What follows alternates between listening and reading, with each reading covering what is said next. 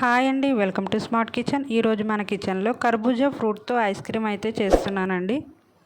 Making process చూద్దాం రండి. ముందుగా స్టవ్ వెలిగించి ప్యాన్ పెట్టుకోవాలి. 1/2 లీటర్ ఫుల్ క్రీమ్ మిల్క్ తీసుకోండి. మిల్క్ అయితే బాగా మరిగించుకోవాలండి.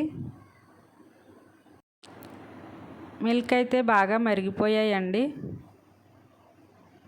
1 కప్ కస్టర్డ్ పౌడర్ తీసుకోండి.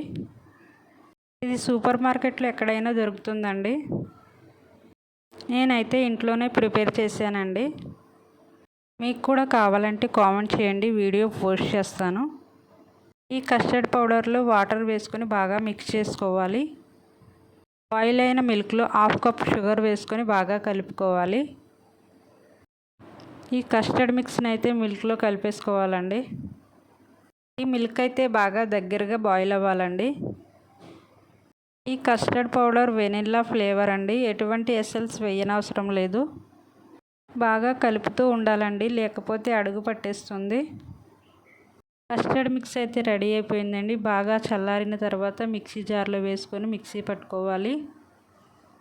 కర్బూజా ఫ్రూట్ అయితే ఒకటి తీసుకున్నానండి. చెక్కు తీసుకొని చిన్న చిన్న ముక్కలుగా కట్ చేసుకోవాలండి.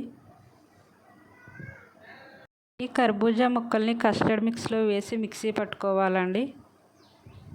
బాగా మెత్తగా మిక్సీ పట్టుకోవాలి. ఈ రెడీ అయిన ఐస్ క్రీమ్ని అయితే ఒక బాక్స్లోకి తీసుకోవాలండి. సన్నగా కట్ చేసుకున్న డ్రై ఫ్రూట్స్ అయితే ఐస్ క్రీమ్ పైన చల్లుకోవాలి. టైట్గా మూత పెట్టుకుని ఒక ఓవర్ నైట్ ఫ్రిడ్జ్లో అయితే పెట్టుకోవాలి.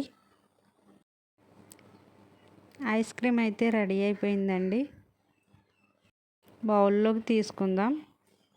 సారీ అండి, ఇక్కడ చిన్న క్లిప్ మిస్ అయింది. మీరు కూడా ట్రై చేయండి. ఎలా వచ్చిందో నాకు కామెంట్ చేయండి.